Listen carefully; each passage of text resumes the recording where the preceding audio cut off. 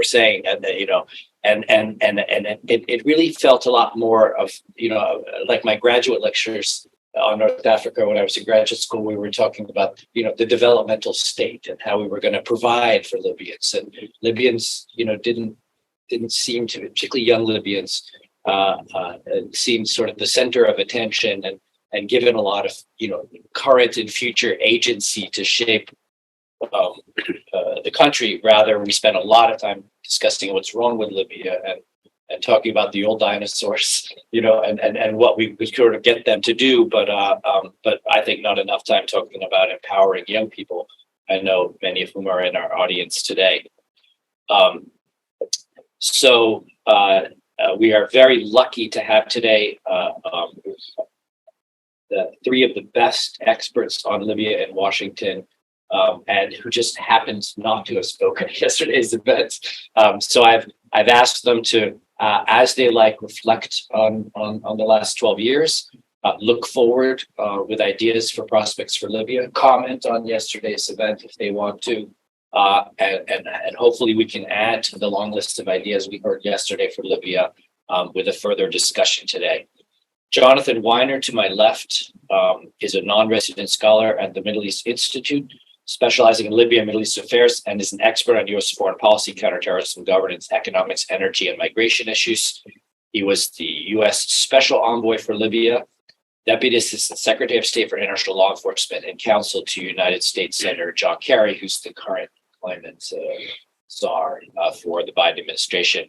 He's written and lectured widely on U.S. Middle East policy, counterterrorism, international money laundering, illicit networks, corruption, and U.S.-Russia issues, and indicated to me yesterday that he's going to address some of the economic issues that were broached in yesterday's conference.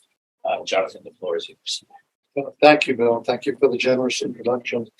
It's good to be with you all here today. And for those listening, thank you for participating. When I think about Libya, I think of the need to get alignment for progress at all times. Alignment meaning getting people oriented the same direction, ideally in a process or processes that are unified rather than competing. When you have lots of competing processes, you wind up with fragmentation, and the fragmentation feeds the interests of people who want to maintain the power they have forever, increasing it a little bit if they can, and decreasing that of others a little bit if they can. And back when I was in the State Department, we referred to that process of those people as spoilers. But it's an odd term because people who are spoilers, you think that they're spoiling somebody else's plans, but they're people who have power and authority and represent constituencies. So it's not really very useful to refer to anybody as a spoiler. You can refer to people with interests. And the question is, how do you get people's interests aligned in order to provide for progress and reform in Libya? So there's a process issue. And then there's a substantive issue. I was looking back at the roadmap for Berlin 1. There was Berlin 1 in 2020, Berlin 2 in, 2022? 21? 21. Berlin 2 was 21. Yeah, and then I think there's potentially in Berlin 3. And what would that look like? Big Berlin. Big Berlin. How would that align? How could you get people aligned again? One of the things that I learned early is that if the UN is functioning and carrying out its convening role, it can be helped by other countries in convening. But having the UN's authority and backup process is tremendously important for this international alignment mechanism that I mentioned. But what's the substance? It's the substance of elections, because elections give people a chance to express their points of view, to vote, to decide on their government. Or is the purpose of elections and the creation of a more functional government that meets the needs of Libyan people? To ask that question that way is pretty much to telegraph what I think the answer is, which is that elections themselves, while absolutely necessary and essential, are potentially insufficient to get the country anywhere if there's not a consensus and inclusion created out of that process. So the elections, then, if someone's elected, that person can then actually govern with institutions that enable that person to govern and solutions that help bring people together. And that takes me to the economic and the humanitarian very quickly. Of course, we need to unify security institutions. 5+5 thing exists today. We began working on that back in 2016 by facilitating the old military officials representing East and West to talk with them. That's a really good thing. 5+5 exists. We started up economic discussions back in 2016, a lot of years ago as well. And we had the political going on, which was in 2015, 14, which wound up in Skopje at the end of 2015. And what the foundations for the government that still exists today as a result of that two transitions. So what are lessons learned and how could you apply those lessons for right now? Well, if you look at the original Berlin, so we're going to do elections. And you look at the second Berlin, it said we're going to do elections. And they celebrated the fact that the elections had taken place, or were to have taken place, and will have taken place by December 2021. Didn't happen. And what we still have is very powerful people that are trying to broker computers against themselves as the alternative to elections actually happen, while professing to support elections. So is there a process one could be that might jumpstart all of it, potentially, and have some progress right? And that's the question I've been asking myself, because North Africa right now is in some trouble. Conditions in Tunisia are really bad. When Libya is giving food to Tunisia, it tells you how bad Tunisia's situation is. Because Libya doesn't actually produce a lot of its own food. It's great that those gifts are happening. That helps Tunisia. But it reflects a broader situation. We start looking at the inflation numbers all over North Africa, Middle East area. And then you look at the youth unemployment numbers. It's very, very bad. Now, in Libya, youth unemployment is what, 31% of all employment, 20%. According to statistics I look at, they're just statistics. I can't tell you how closely they reflect reality.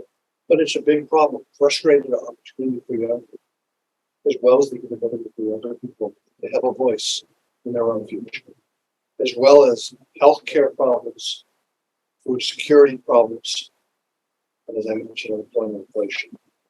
So if we're going to think about elections and then think about maybe dealing with humanitarian problems after that, or maybe dealing with jobs after them, I wonder whether it's ever going to get whether people are going to feel that that process is sufficient.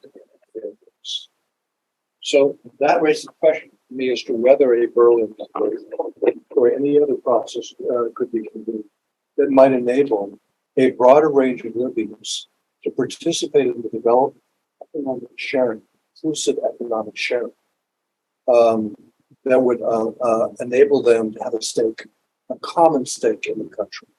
I'm constantly asking myself, what's going to give people a common stake in Libya? Not a little more for me and a little less for you, but a little more for practically everybody. And the general formula that I've been thinking about for a long time is stipends to every individual with an individual number, a national ID of something. Stipends to communities, municipal councils, that kind of thing, to allow them to provide resources at the local level and in turn be judged by their constituents on how well they're delivering. And if you want to be coarse about it, if there's local patronage systems, they have to actually work to provide benefits so they're not going to survive it. And then funding for the nation at a national level for national institutions. So national, local, and individual. You do that instead of some of the subsidies, which are so costly, so wasteful, and which feed smuggling, criminal. So how might you get there? Well, you might get there if you started to address some of the humanitarian threats that people are experiencing in Libya right now. The difficulties on healthcare, the difficulties on food security, and the limited jobs. So my thought was that the economic track, such as it is, needs to be broadened out to think through how you could liberate resources in the short and medium term. I use liberate in a positive, constructive sense, not the predatory sense, and liberate resources right now because I'm going to take them and then use them for something. But some kind of process that creates legitimate liberation of economic resources to go to support municipalities and to go to support individuals as an alternative to just national decisions being taken, where the major governments don't provide resources effectively for local. Now, by thinking about it that way, potentially, when it gets beyond east, west, south, well, they all have some separate needs, and certainly all have needs for reconstruction after the wars that they've experienced, or after the underinvestment they've experienced in the south, or Benghazi, or Tripoli, for example. Thinking about the municipal level begins to get you away with something that I fear is toxic, which is grievance-based politics. We were wrong this way at this time. We were wrong that way at that time, which divides people as opposed to bringing together for something that makes it inclusive. A rising tide lifts all boats. How could we get a rising tide in place, which Libyans have a stake in and are experiencing as opportunities for them, particularly if they're upcoming generations, as opposed to people who are my age or worse, older than me. It really is time for new generations to be empowered, elders to be allowed to have their wisdom and their constipation, but another generation begin to be able to make things better for the loved ones. I'm going to stop there. There's a lot more I could say. I hope this is all consistent with some of the things that were said yesterday. It builds on this. I'm going to stop there, Bill. Thank you very much. And let's think about with pride and honor everyone who participated in the uprisings of 12 years ago, and their personal recognition that change was necessary for their country. And let's express sorrow and condolence for those who've lost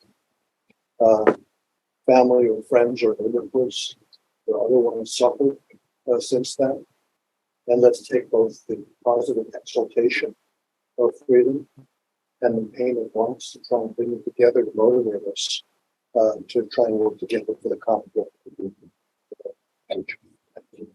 Thank you, Jonathan, in particular for that closing, profound, and moving statement, particularly on this day when some of the are remembering the curse of a series of conflicts in their attempt to bring democracy and dignity to their country.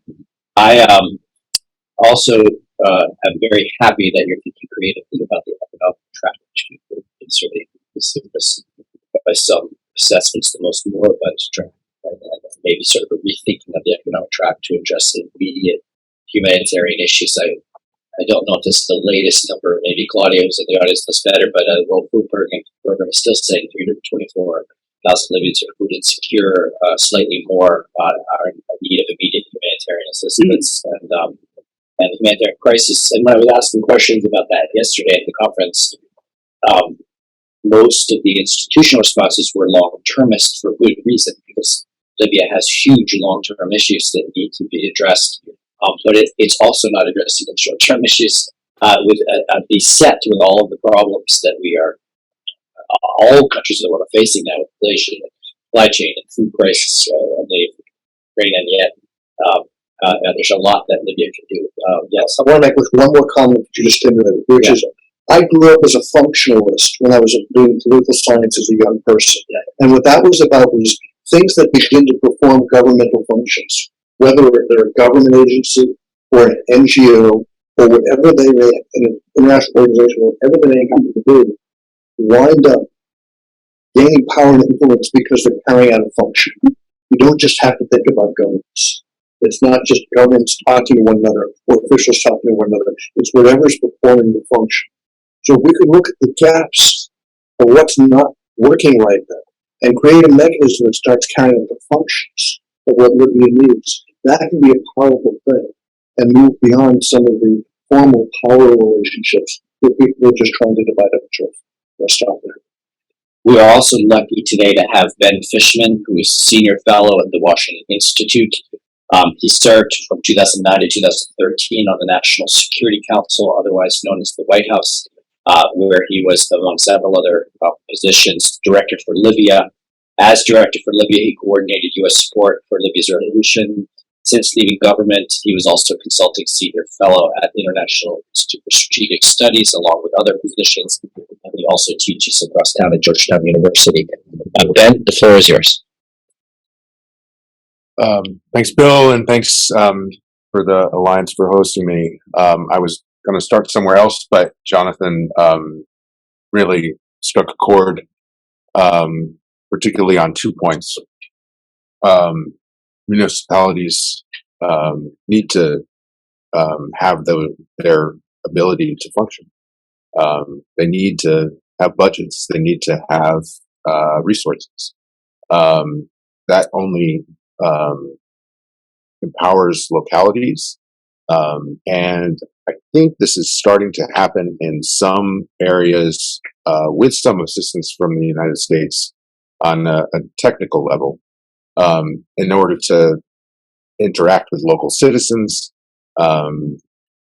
spark a local elections. This needs to happen more. It's obviously building capacity for these councils that never really existed before is part of that process and part of that essential growth. But it's part and interlocked with this national distribution of resources that is essential for Libya. That is definitely part of that solution, and I endorse that wholeheartedly.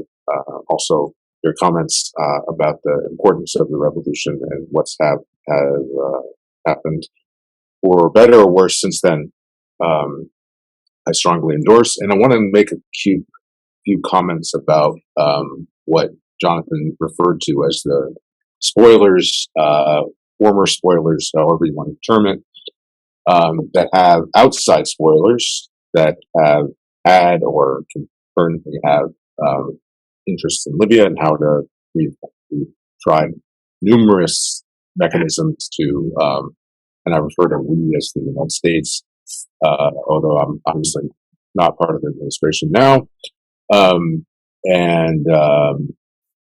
There have been various mechanisms, including what's going to happen next week is this E3+2, the Europeans, Germany, and Italy +2, which met alongside of them in London in October. +2 is the Egyptians and Turks, and now +2 again is the Gulf states, Qatar and UAE.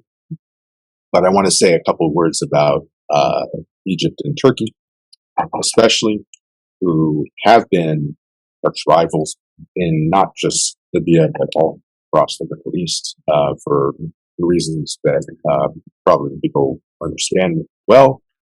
But they've, in the past even few weeks, have undergone cataclysmic changes because, obviously, of the earthquake, and then the dire economic situation in Egypt, which is tenfold of what it is in the rest of the region because of the, obviously, the extensive population, 100+ million. The pound is down by half what it was in March. And the bailout, the IMF requires them to privatize extensive state-run industries. And they have to show, Sisi have to show some willingness to reform in order to continue to get this money. And it's not just going to be from the Gulf. There's some interesting indications that Saudi is not going to give them what they have in the past. So where can they look? Turkey is a player, and Turkey Cairo just hosted 100 or so business people from Turkey and talking about $500 million of investment. That said, then getting back to Libya, there's a not insignificant chance that this easing of relationships between Turkey Erdogan met Sisi for the first time on the sidelines of the World Cup in November, can translate into progress on Libya. And it's up to us, the U.S., to broker that easing of tensions. Not entirely, but obviously there has to be some willingness by the parties. But we have this opportunity next week to have a specific conversation with these parties about how Libya can be in their interest, not just adversarial interests, to make progress towards a stable Libya. Egypt has extensive economic interest in the potential for Libya to be stable. They don't have any workers in Libya right now, as opposed to pre-revolution when they had tens of thousands of workers.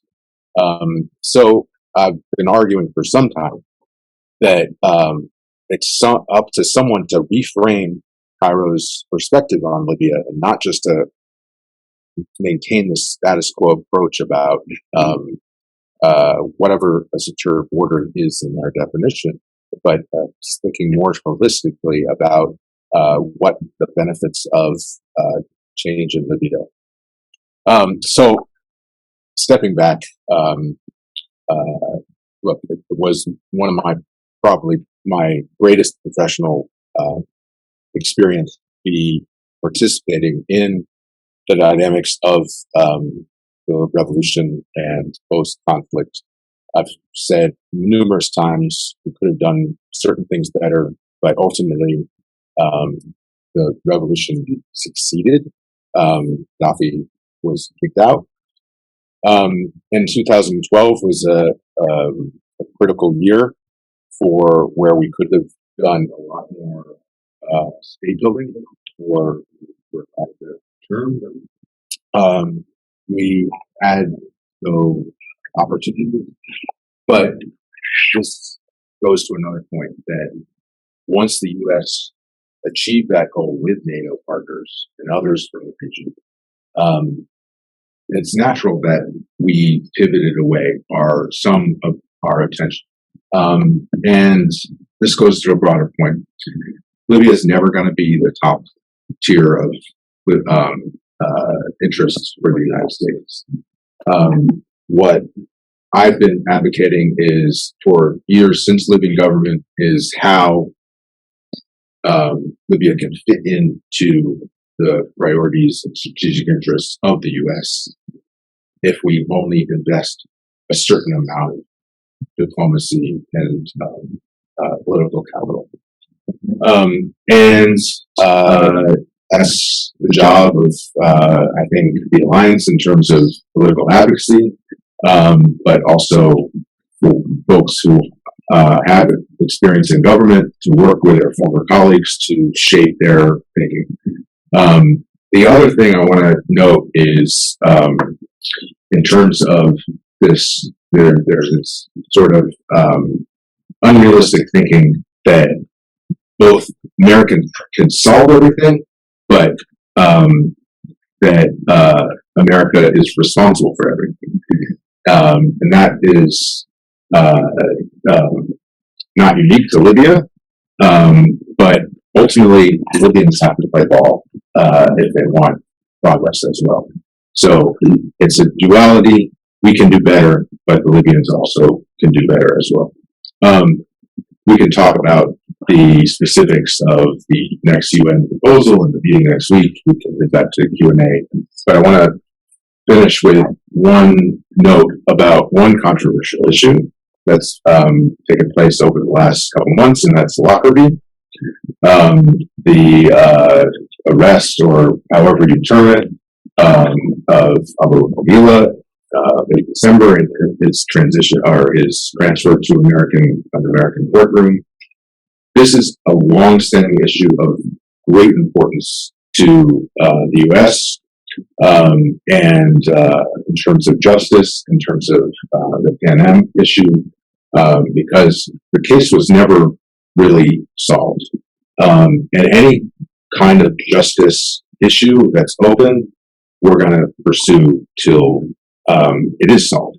Now, it wasn't messaged appropriately to Libya, and the financial restitution that was paid to normalize, was part of the broader deal to normalize relations with Gaddafi, was the end of this, the civil charges and the end of possible restitution. But the criminal case remains open.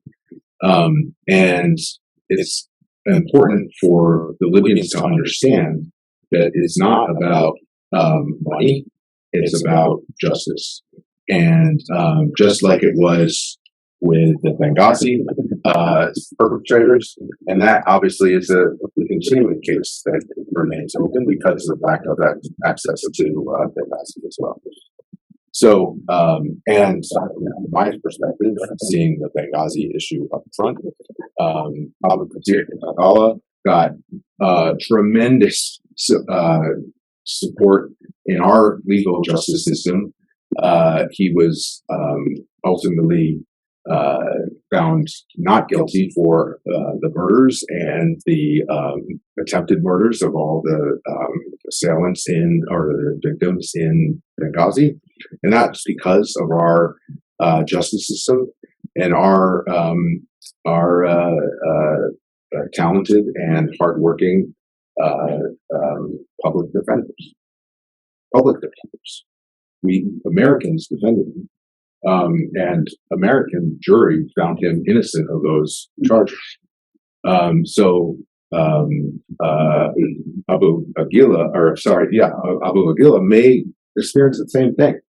I doubt if he ever faced justice in Libya, the due process procedures would not afford him the same situation. And I'll close with saying, I brokered the first meetings between the Pan Am families and the early government officials, and they had a very fruitful dialogue in saying, this is something that was done by Gaddafi, and we're committed to justice like you are. And that should be the attitude, and I hope the Libyan Americans will be sensitive to that issue and not supporting these conspiracies that has happened since then. We're looking at 20 people and all that stuff. So I'll close there, but going back to the original comments, very honored to be here, very honored that I was able to participate in 2011 and 2012 and 2013 in the early days of the revolution, and always hoping for the best for Libya. Thanks. Thank you very much, Ben. Another set of profound and thoughtful comments. It was bothering me, having also interfaced with the Lockerbie families when I was at the Libya desk and hearing all that frustration, how badly the messaging around the Lockerbie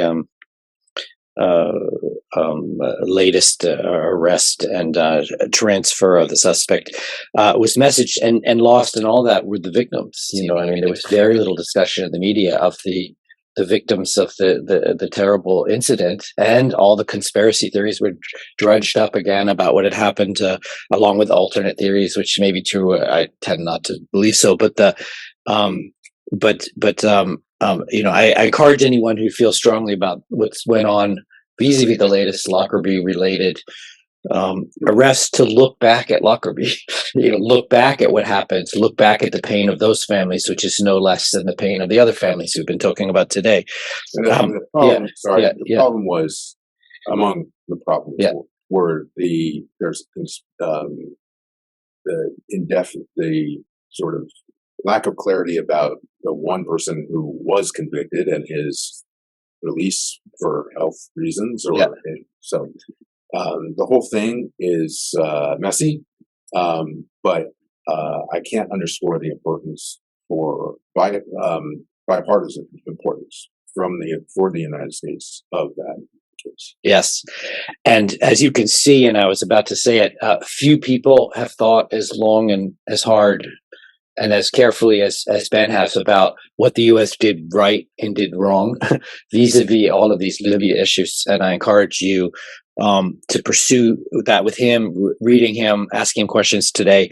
And I'm reminded, as Ben was speaking, that Stephanie Williams, the former UN acting envoy and special advisor to the UN Secretary General for Libya, talked about the 4 tracks yesterday that we need to be working on: the political track, the economic track, the security track, and the justice or human rights track, which is as important to ultimate Libyan national reconciliation and state building as the other tracks, even though we don't always think about it coming out of the ceasefire of 2020.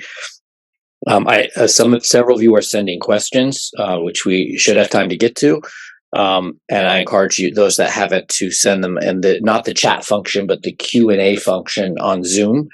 With that, I'm going to go to Dr. KARIM MEZRAN, who's director of the North Africa Initiative and resident senior fellow of the Rafik Hariri Center and Middle East Programs at the Atlantic Council. He's a distinguished Libyan Italian scholar and brings an enormous depth of understanding to the transition in Libya and transitions elsewhere in the region. His analyses on the Middle East and Africa have been widely published in Italian, English, and other languages. From 2002 to 2012, he was director of the Center for American Studies in Rome, and he holds a PhD along with his JD, LLM, and MA from prestigious universities. With an Enes Gometis coming to the room, so that's great. We have a nice addition along with Claudia. And Kareem, the floor is yours, and feel free to address what's been addressed before you, as well as some of the other themes I laid out at the Thank you beginning. very much. Thank you for the LA for having invited us and created an opportunity for this panel. After Jonathan and Ben, there isn't much that I can add in terms of profundity. So I would just start by saying that when I was thinking about this panel, I started thinking about elections, how to advise on the road. But then I was really caught by one memory. Sometimes these things happen when somewhere the brain hits you with a different. I remember the day, the 17th of February 2012, when for the first time I came back in Tripoli after the revolution, and I saw a city. No, Claudia, if you were there those days, a city of people, a total happiness, total craziness. Everybody was in the street. Everybody was partying, and people were offering cakes and sweets and things to the others. The joy was incredible. The atmosphere was absolutely shocking for somebody who was accustomed to the sleepy and distant population of Tripoli and of Libya in the previous parts. Which leads me to one thing. We can talk about everything we want to, but we cannot forget why. Why these people, these young people and less young people, went to the streets and died and fought in combat. I don't think they did it for a soup or for something material. They did it for their dignity, for their freedom, for the possibility to say something meaningful for their life. Something we used to call democracy, and this has disappeared from the speech of most of us, because we almost feel like silly in talking about democracy and democratization, because it's not for the moment, it's not for these people. I've been hearing, Arabs are not ready for democracy. These countries the populations are not ready for democracy. As if democracy was something that you have a choice for. Democracy to me is a must. It is not for every population. You can delay it, you can deny it and crash it, but it's an avenue, it's a path that has to be undertaken by population, no matter what.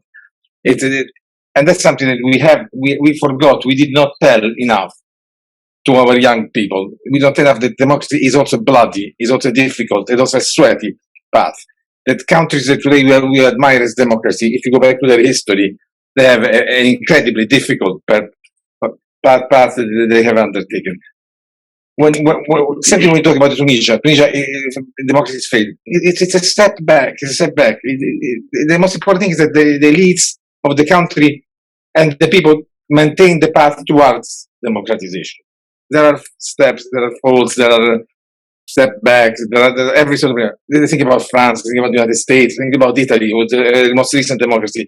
Italians said their first democracy in 1948, and they went through terrorism, they went through the coup d'etat, they went through disorders, corruption, every sort. But the important thing is that you continue to road and teach the people to learn how to take power in their hands. Same thing is we're talking about Egypt. The same thing. What we've seen in Egypt when the people decided not to give back their power to a regime.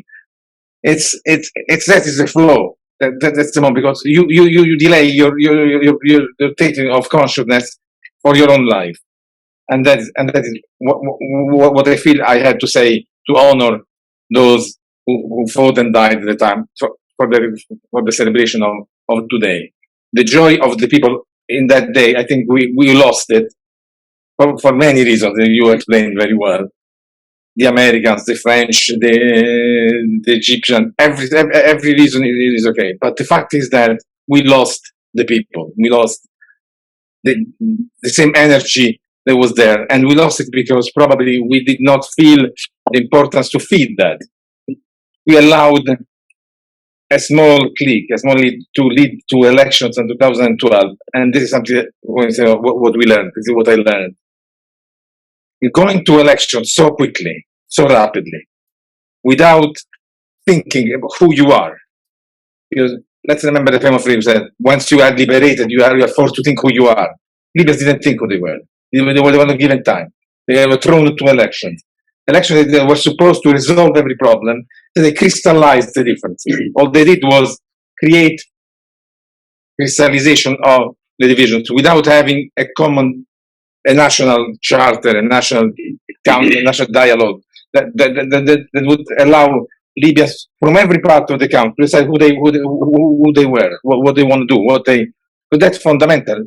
12 years ago, we are still talking about that, but we never discussed that really. The whole debate was at the conference yesterday, the first part of the conference was devoted to decentralization, federalism, every sort of technical thing that could lead to solve the problem. But who's going to decide that?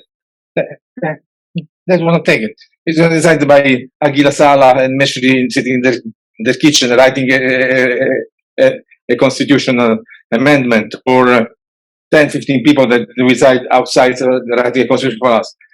There hasn't been a moment in which the Libyans talked about, and the moment would be through elections. That's the only why I think that elections have a merit in all this situation.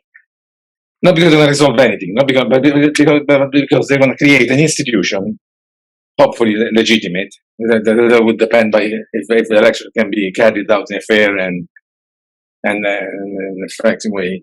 They create an institution, and that institution, in my opinion, has to be the center, has to be the fulcrum, has to be the focus of this debate. No other place. It's useless that we think about the constitution to be written by some expert or UN or not UN before, and then determines what the elections are.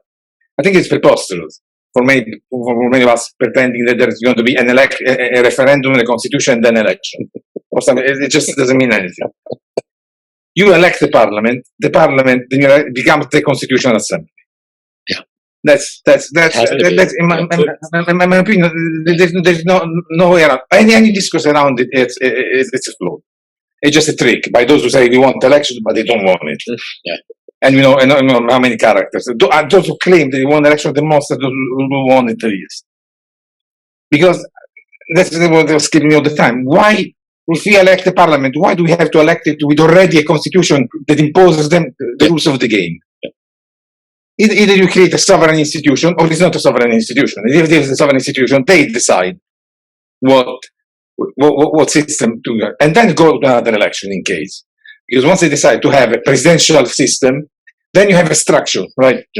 You have the president and executive is stronger. If you decide the semi-presidentialism the French way, total different approach, you might have to elect a new parliament under different dynamics, because then they are the ones who are supposed to elect the prime minister, while the president by the people. But these are things that are to be decided by the new legitimate institution, but no one else.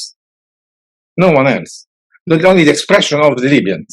Otherwise, everything else will lead us back to step one, where there will be only a disagreement on this point, on another point. And the same thing for the debate about decentralization. Who decides on decentralization? Who decides what do we mean by federalism? What do we mean by region? Yes, the discussion with the muhafadat, the governorates. Then I mean, it's just meaningless. We have to build a state. We have to get institutional, legitimate institutions, and then once you have begun to build the state, when you have something to devolve, something to decentralize, then you can afford that. If we step to that first, we undermine the system. When yesterday Mr. Arconi said, I'm sorry to read this. The deputy president of the Libyan state. He said, if you have a decentralization, there will be corruption, but that will dilute. This was diluted. Seriously, I would like to know what that means. It will duplicate it.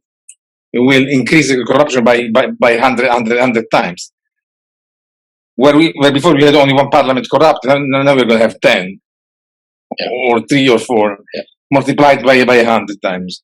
It does not dilute wealth, as we all know very well how these things happen. Apparently, corruption leads to more money in the society, to the better quality of life. But we know that is fraud. That is a recipe for disaster. So that's what. There are many other things I would like to touch, but I don't want to bother too much anybody. So Keep bothering us. Many of those thoughts. I mean, I was thinking yesterday.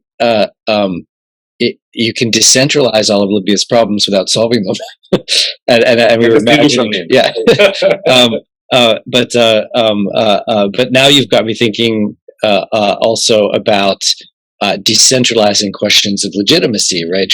Somehow thinking you can decentralize questions of nationality or of citizenship. Somehow that's sort of part of the solution, and it can't be.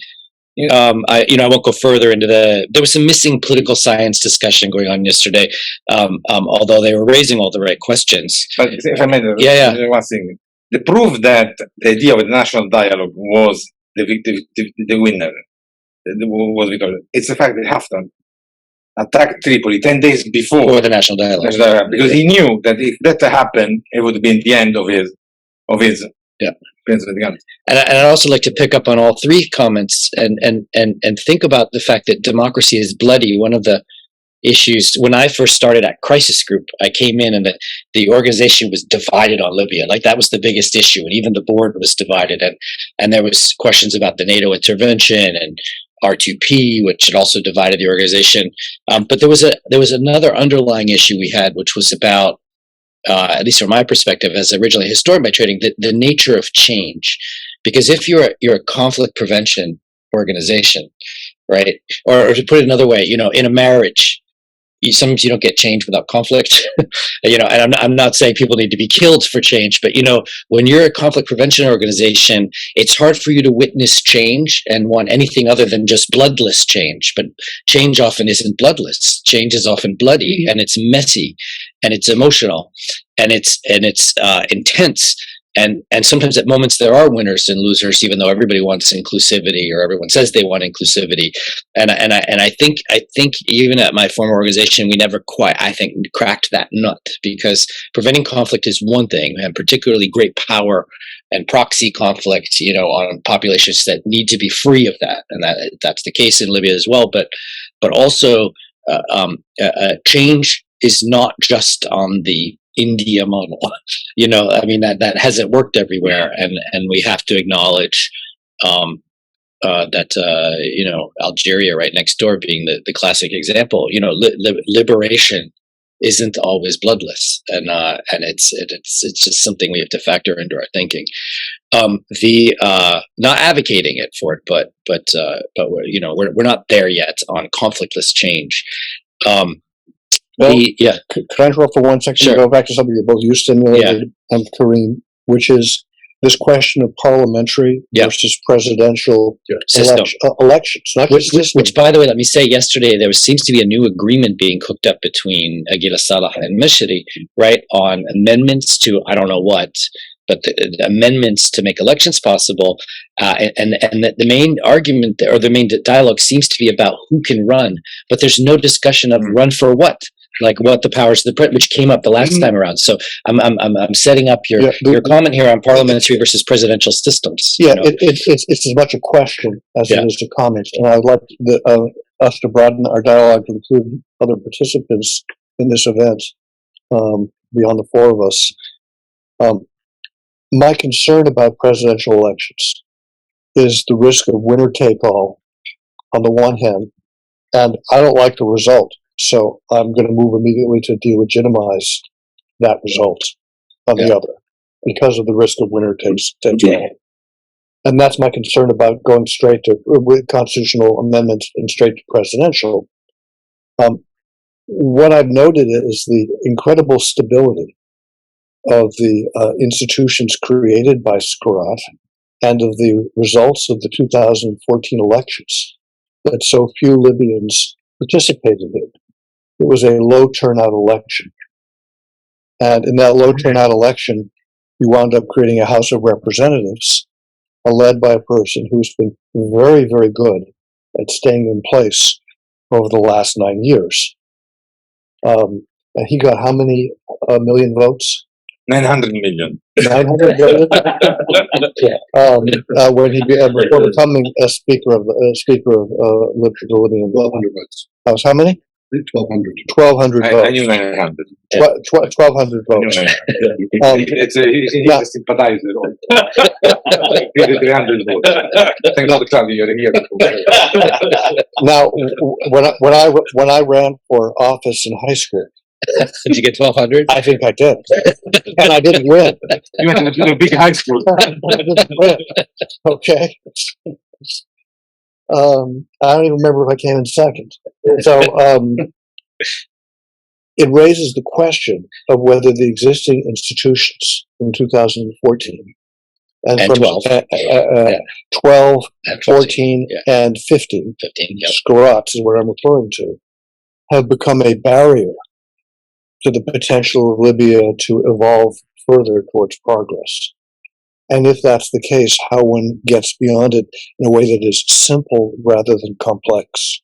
KARIM articulated brilliantly, I thought, the concept of constitutional drafting assembly referendum elections as being a bit unwieldy as a way of bringing about pragmatic solutions in the near term.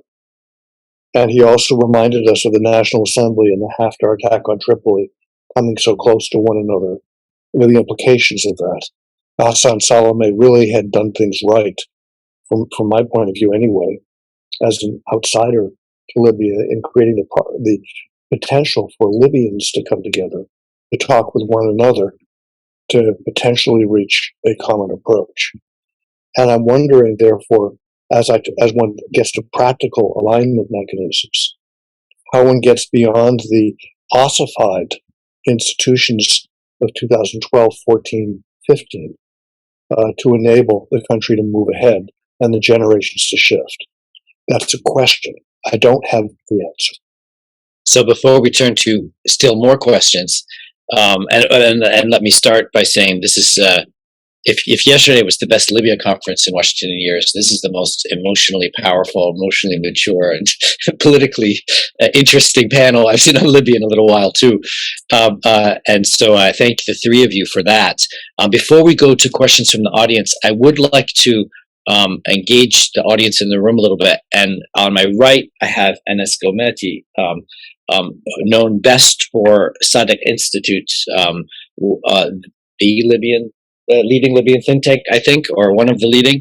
And I was wondering if you had anything you'd like to comment in a couple of minutes on anything you heard here or anything from yesterday that maybe got missed.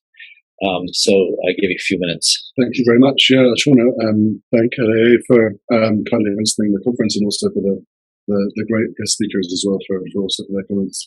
I came in a little bit late, so I want to jump in, but I'm going to jump in with a conversation that I had actually with one of the panelists, KARIM, 2 years ago, when we were celebrating the 10th anniversary of the revolution.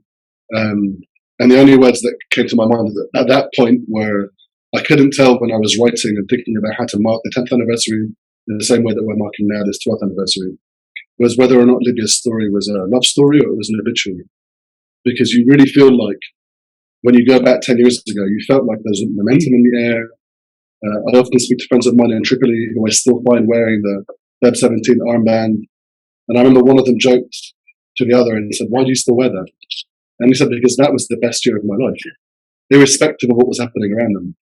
And I think those dreams, I don't think they were pipe dreams. I don't think that Libya's part was intended to be so bloody. There are moments and chapters where you understand the reason why things are bloody, because you have a regime that has monopolized the illegitimate use of force, and you're breaking that monopoly, and therefore there will be blood. But to resurrect an illegitimate monopoly on the use of force, I don't think that's a worthy cause to bring into this conversation and say, well, that's part of that blood. I don't think that any of the civil wars that took place in 2014 and 19 had to happen. And given so much foreign interference, you know that they wouldn't have happened amongst the Libyans themselves unless there were foreign interference. And that's also to say that Libyans, or at least on that scale, we might have had skirmishes and things, communal. And I think it's a lot of moving parts. On the one hand, it's the scale and the size of material support. It's on the second element, which I think is really important, is how the UN system has been hamstrung now by actors that flagrantly violate international law, who commit war crimes. UN Charter. And they can do that in the presence of an individual like Antonio Guterres when he lands in Tripoli, because they know the game is rigged. And that's where I want to identify the problem, and that's where I want to aim my comments. So much of what I think is being discussed on Libya, I find to be a distraction. Now, why is it a distraction? The distraction is trying to put plasters or band-aids, as you call them here, over gaping wounds that are just going to bleed through the seams. And you're finding that the country is being just dragged residually to its knees. And I find that all the comments that I've had so far, I concur immediately. I concur with a lot of the comments made yesterday. So much of Libya's wealth is being flossed off. So much of it is being stolen. I find that the mechanisms that a lot of the discussions are decentralization being one of them, oil mechanism being another, I find that to be a distraction. And it's distracting from the main problem, which is a really simple question. How do you characterize Libya's current problem? You could, in many ways, say, well, there are these two rival factions, they're East and West. I'm not buying, so I don't want to hear anyone selling. It's never been East and West and South. Go and look at the history of all the conflicts. They're all intercommunal. It's East versus East, West versus West, South versus South. So let's just remove that away. But also remember that when you characterize a conflict in those ways, you've already decided what the solution is. Well, if it's East versus West and South, we need a 3-man president.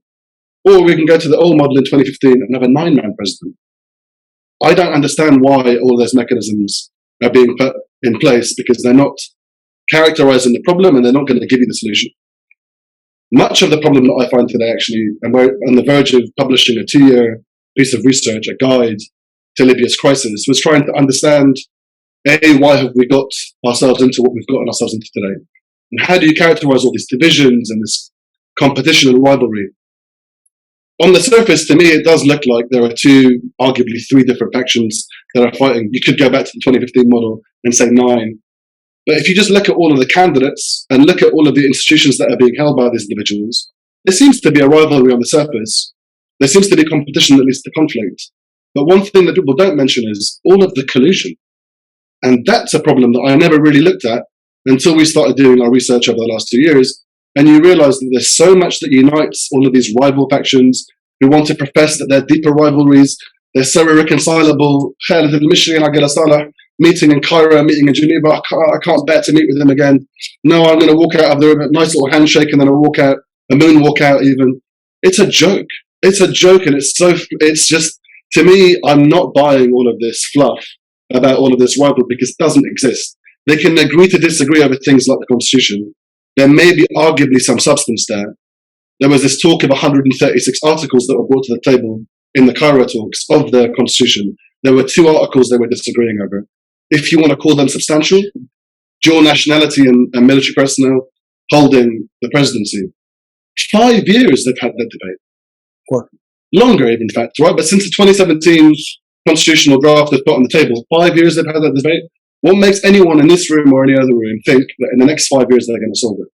And secondly, if we think and we characterize that as a deep rivalry and irreconcilable political differences between these two rival houses, it's so deep they can't even bear to speak with each other, then why is it in the moments after the UN roadmaps have been derailed and elections are no longer on the table, that miraculously they start speaking to each other? And when they do start speaking to each other, all of those things are forgotten and they want to forge an interim government at every single junction. This doesn't look to me like irreconcilable differences or enemies. It looks like enemies with benefits. It does, and one of the titles of our piece is actually shameless plug, right? You look at all of these things. I mean, look at Khalifa Haftar and Fathi Bashara. Go and look at the rhetoric. You would think that these two individuals epitomized and characterized the deep conflict that Libya has witnessed over the last decade. You're a war criminal, you're a terrorist, I'll never speak to you again, forget you and your grandmother and your great-grand... No one ever was... And then, all of a sudden, there's a unity government. What have they unified over? It begs the question, these individuals are a distraction. The game is rigged. Why is the game rigged? The Libyan political agreement is rigged. There's one aspect of it that they continually use, which is this need for consensus. That if the rival houses, the parliament passes a law, the upper chamber, the higher state council, has to ratify that law, that has become Libya's Achilles heel. Every time we want to try and do something, they just agree to disagree. And in that way, they can delay and manufacture delays. So we never have to get to this constitutional basis, because there are two things that you need for an election, or at least in the roadmap. Two very simple things. You need the constitutional basis. Either it's going to be a temporary constitution, an amended constitution, or a constitution put to referendum, and you need an elections law. 95% of the bandwidth of Libya's political dialogue forum, of the political track before, was not spent on only these substantial issues. Issues that we're all going to have to live with in Libya for generations to come, for an eternity. Constitution's not for tomorrow, it's for forever. What do they end up talking about? The interim government. Now, all of these interim governments are interesting to me for one reason alone. It's because they're interim if you can control the process for how long it stays. And for all of the delays that we've seen so far, and I'm going to try and summarize in this part because I think this is the real danger. The grand strategy, I think, and we're calling them the status quo because they are the status quo. They're not rivals. They're all enemies of benefits. They're all working with each other. And they just want to keep up this ruse. And they're laughing behind everyone's back. Do you still believe that there's a problem between them? One of the jokes, and I'll say it off the record, in Skhirat, in Algeria, when I went to one of the dialogue talks, one of the mediators said they won't sit together in the same room and talk. I saw them at the buffet. Yeah. It looked quite cool. Do you want some more rice? No, do you want the first? It doesn't look to me like these individuals are in a deep enmity that can't be reconciled. But leaving that alone for a second and going back to the point for me that is really the grand strategy and the real danger is we haven't really seen a crisis yet. We've seen delays to establishing a constitutional basis. Those are just artificial. Yeah. If you keep walking out of the room and you keep waiting out an SRSG to come in and a new one to come in, that's just a delay. It's not a structural delay. It's a procedural delay. The real delay, I think, is something that is in the fine print. The fine print today is Libya's 2018 constitutional referendum law. That is the monumental minefield that when Libya treads down that path, it's going to be setting off crises for the next several years. Any other constitution that would have been put forward with a 2/3 majority would give you probably the belief, with a little bit of algebra, we're going to get a constitution. Whether rightly or wrongly, I'm not arguing for this constitution or against it. I'm looking at the process. Aguila Salah's referendum or amended referendum law splits Libya into 3 regions, gives each region a 50+1 veto. Let's see how that plays out in eastern Libya, where the constitution that doesn't allow for a dual American citizen and a member of the military personnel to stand can be easily, and that's not excluding western and southern Libya, where the votes could also be stuffed. They certainly could. It's just a lot easier when you're Khalifa Haftar and the LNA.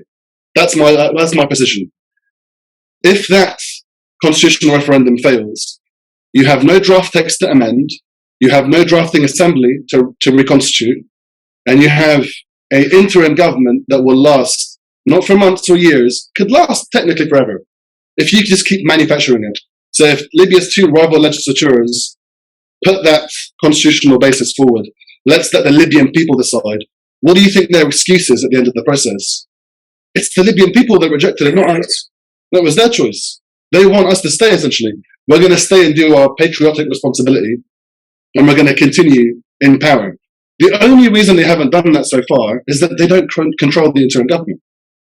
Had the LPDF, in its schema that it was designed with in late 2020, actually moved forward in the way that it was intended, the LPDF's 75 members, predominantly coming from the rival parliament status quo, they should have voted in the Aqil Saleh and Fathi Bashara ticket. That would have meant essentially that the legislatures, Mishri backing Bashara, Haftar backing Aqil Saleh, they would have controlled the interim government. And if you look at the meetings in January 21st, I think it was in Cairo, they had agreed that Libya would have, that the constitutional basis would be put to referendum and that Libyans would decide. So what would have happened? And what could still happen is that the status quo get their hands, the deepest members of the status quo, the rival parliaments, get their hands on an interim government, and then they let that bomb, that crisis go off. Libya has no constitution, no drafting assembly, no amendments, and it stays around for years.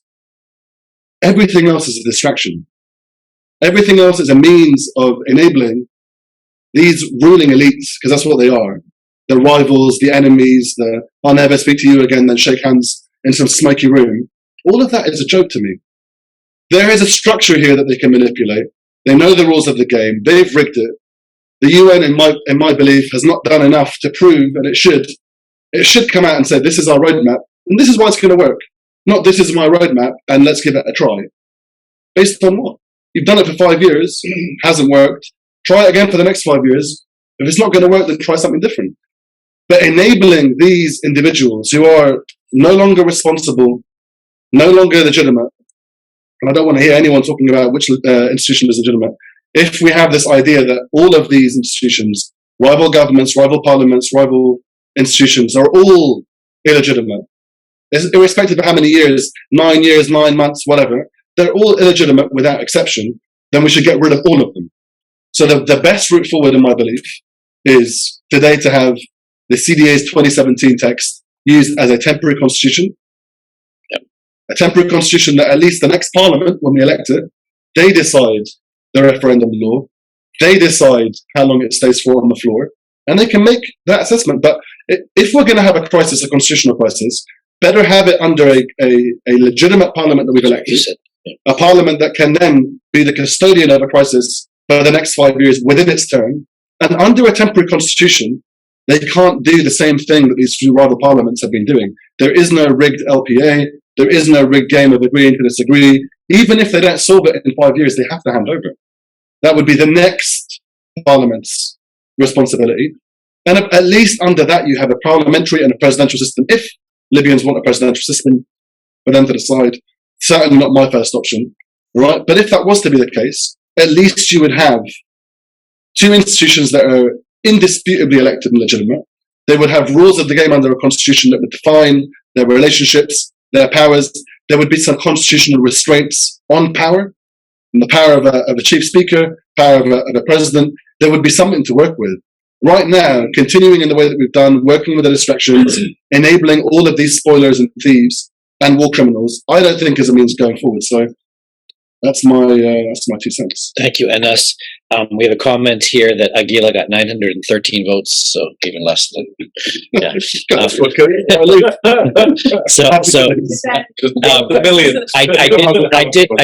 Claudia on the spot, except I'm going to, because I told her yesterday that if you wanted to make a comment either on these proceedings or an extra comment from yesterday, we have few enough questions that there's a few minutes here if you'd like to make any response. Yeah.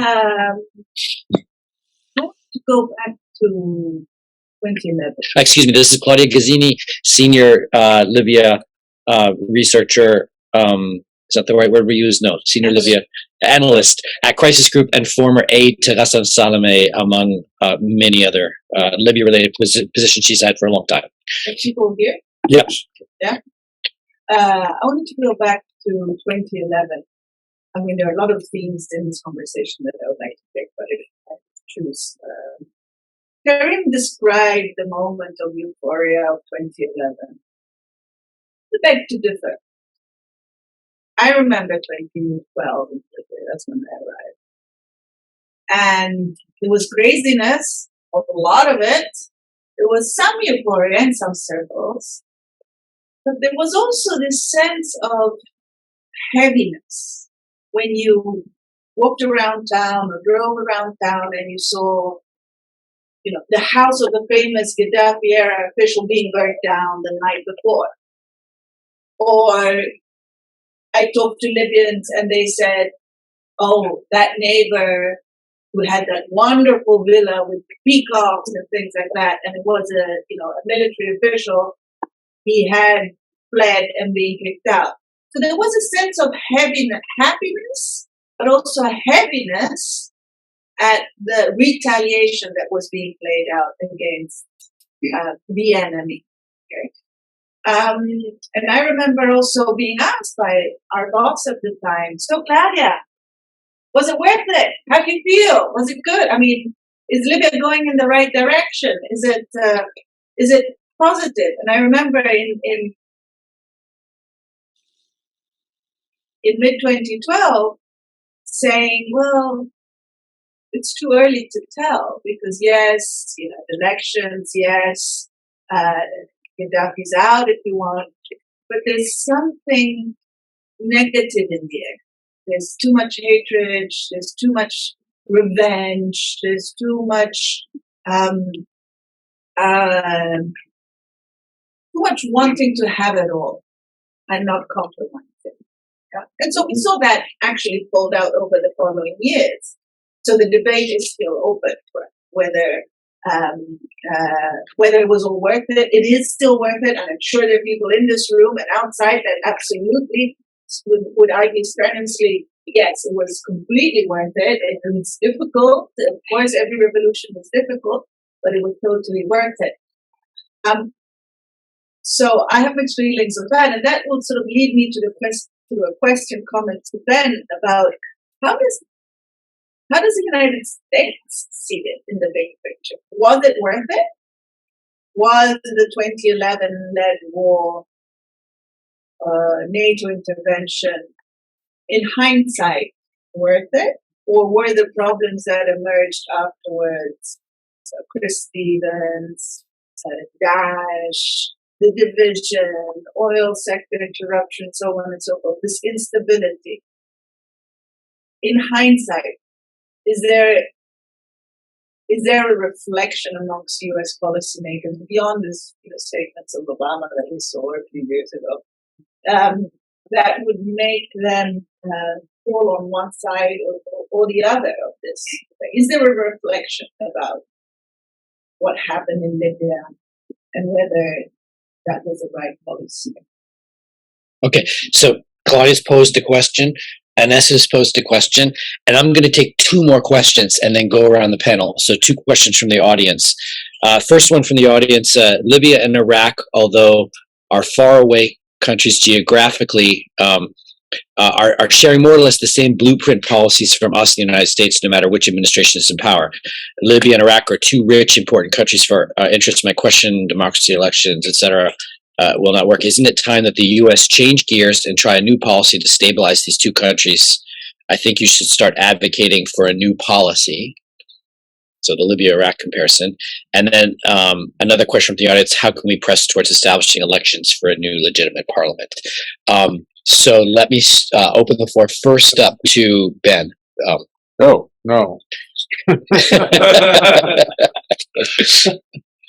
Just because Claudia pointed Thanks, the question. Claudia, for the generous question. Yeah.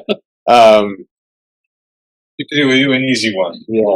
So, look, that's something I wrestle with every day personally. To generalize throughout the government, my first instinct would be to say these lessons learned exercises are rare and don't animate people on a day-to-day basis. I don't want to put you mentioned President Obama's quote. That's been deeply concerning to me, but it's often misquoted. Yep. It's quoted as it was his greatest regret, but the actual term was not planning for the day after, which we did. It just wasn't the right planning because we were planning on humanitarian disasters, not unlike the Iraq situation where we did planning. I mean, Iraq was awful. I don't want to go down that road. But I was involved with both the Libya planning and the Iraq planning, and there were plans. Yeah, there were plans. Yeah. But he in his memoir, it stopped. Volume 1 stops, so we'll see later what he says. I suspect that since President Obama was, President Biden was opposed to intervention at the beginning. That's public.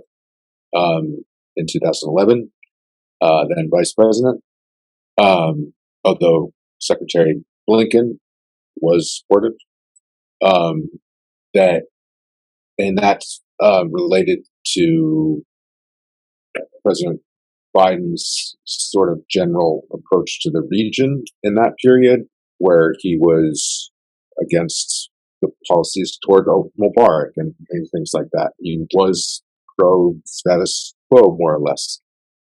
When you asked him about the Arab Spring, whatever you want to call it now.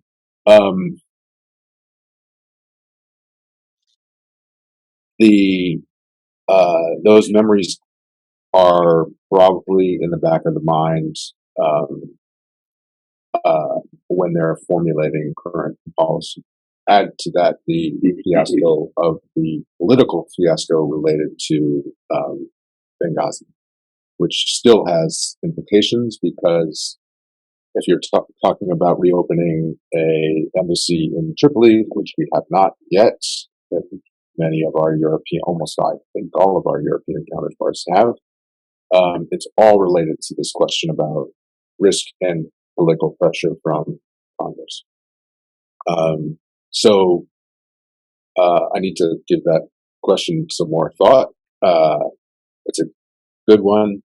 It probably is in the back of mind of officials, but ultimately it relates to the fact that Libya is not and will not be foremost in American policy in the region, and the region is no longer foremost in American policy in the Gulf. So if you're talking about piecemeal adjustments, I don't think it makes a difference. The only thing I would go back to is the bragging of the at the time NATO U.S. NATO ambassador and Supreme NATO commander that this is demonstrating the power of NATO, the intervention, which was quickly overtaken by events.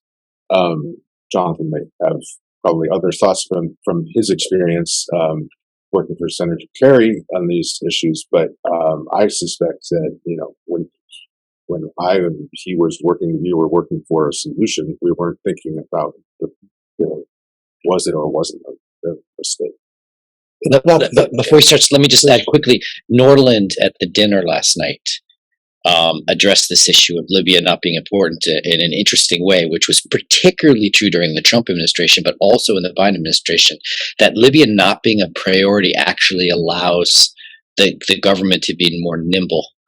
And I could give you many examples of where often the U.S. government does something right because something's not a priority. So I just wanted to put that out there. Jonathan, we have the issue that the Libya-Iraq comparison, we have the was it worth it question, we have the moving forward questions, so the floor is yours. Yeah, it's a very interesting question as to whether Iraq would be in great shape today under Saddam Hussein. Syria certainly is in fabulous shape as a result of decades of Assad's. Everybody would agree on that. The millions of refugees, the earthquake victims, the people who've languished in prisons, the people who've been tortured, the people who've been the victims of chemical weapons. To be not facetious, it's been awful. Syria is awful, and Iraq was awful under Saddam Hussein, and Iraq's problems after Saddam Hussein was removed were his legacy. And Libya was And, awful. and Libya, for 42 years, legacy of Gaddafi. So there are interventionist strains in U.S. foreign policy, go back for a long time, and there are isolationist strains.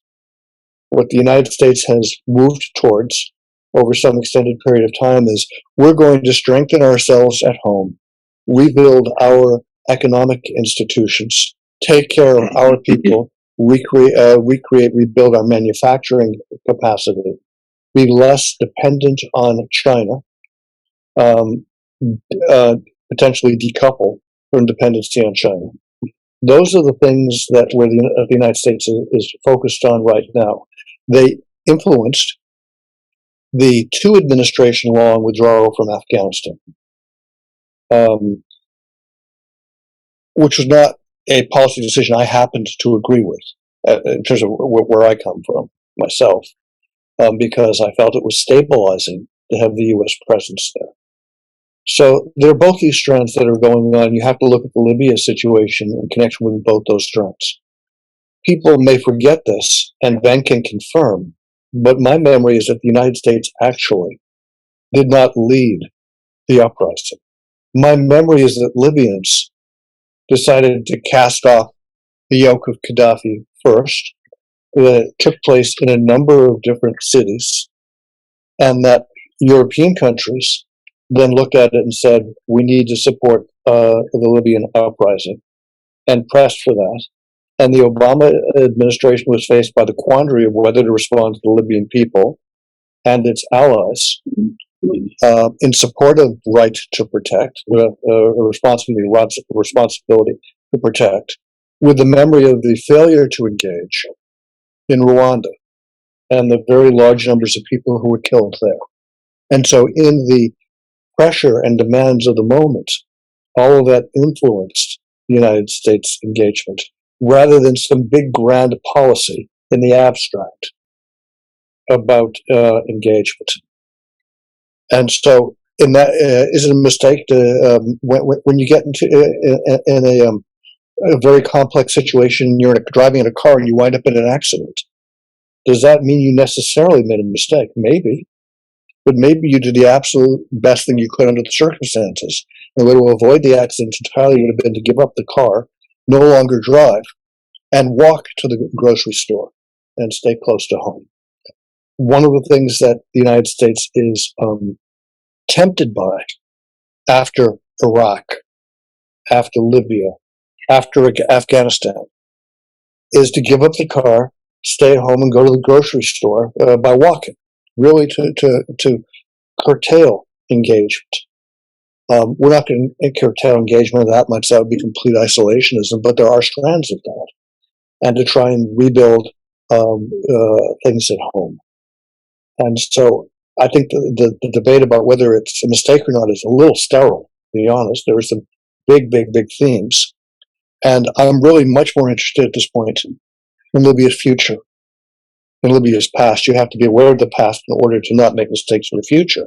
But Libya is a country which, given its wealth, should be able to provide for its people opportunity with safety and stability, with economic energy in all the coastal towns, the coastal cities, as buildings, as centers of excellence and opportunity all across the coast, and in turn generating enough wealth and activity to help strengthen the ability of the South to be built, through creating cities in the South which become self-sustaining economically in energy terms, with connectivity to the rest of the country as a result of subsidies or help or reconstruction.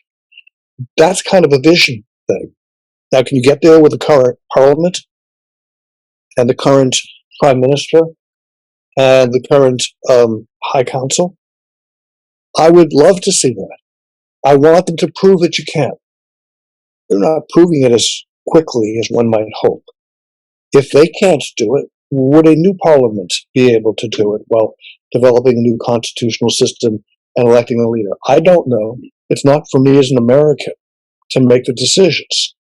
What I do know is that there has to be a unified process, a unitary process to try to get people aligned, get people engaged, to create an inclusive sense of opportunity, looking towards the future that incorporates the next generation of Libyans. Libyans deserve that. Every human being has the right to be opportunity, freedom, basic necessities, and a government that is serving them. And no country does that perfectly. Libya can certainly do it better than it's been able to do in recent years. And the question for everybody who's not Libyan is, how do you help? What's going to be help? What in the end is going to be helpful? And beyond that, you got your interests, but that's the place to begin. Last point. When you get to the Berlin conferences, everybody agreed in the Berlin conferences that for Libya to move ahead, you needed to get foreign forces out of Libya. So the idea of constructive discussion between Egypt and Turkey is potentially a real step forward on that. And the question of Russia's long-term presence in Africa, using Libya as a base for its long-term presence in Africa, while it's not the main topic for today, is an important one that's going to have to be addressed. Thank you. So we started late, so we're going to end a little bit late. I'm going to take two more questions, one of which you began to answer at the very end of your comments. But I'm going to ask KARIM to maybe take a cut at it as well. So how could Libyan Americans help and participate to put fundamentals for strong institutional new Libya as Libyans dream, especially when Libya got influence from nearby countries that interfere with the Libyan state? And the second question from here in the room. Maybe excuse Libyan. It's fascinating how the man also have a deep understanding of what's going on diplomatic side of Libya and actually missing what's going on the regular people's side, which is its loss of dignity and democracy, which we talked about the last couple of years. I think I raised that at the beginning. Yeah. As we know these dinosaurs in the scene that they're not moving, they agree to not to agree. Is our world and the United States sending the wrong messages, inconsistent messages, especially when it comes to their interests, like what happened with Bojila. Everyone from those parties interpret those messages to their side and take an advantage of that. So is the United States and the world is wrongly sending those messages and making the status quo continue. So with those two questions on the floor, I'm going to invite each of the panelists to respond and make whatever concluding comment they want to make, starting with KARIM. The most important thing that Libyan Americans could do is what organizations like this one and others were being created for, is to lobby or present to the American administration a point of view that is constructive towards doing exactly what the Americans have not done. What after the analysis, one sees that where the United should go. Organizations such as this one can play a role, or individual, into advising. And I don't think there is much more than that can be done. Just create it. Keep Libya up. Keep the discussion on Libya, because in this country things can tend to be forgotten very quickly unless there is somebody that keeps on reminding them constantly that there is an issue, that there is something to be done. There is people that suffer. That there is a problem that they have to deal with. Thank you. Ben. Can I just say something? Oh, sure. I thought you concluded. Yeah. He said, we have to take the foreign forces out. Can I provocatorially and ask one thing? What about if we keep them in, but in agreement? Don't you think they would make things easier? If we keep the Egyptians and the Turks in agreement, they will get rid of money. Egypt and Turkey are one thing. Russia is something else. Yeah. So we thought the drawdown would be Africans for Africans, Syrians for Syrians, and then Russians for Turks. But Maybe there's a different, yeah, there's a different sequence here. Ben? I agree with your previous statement, not the one,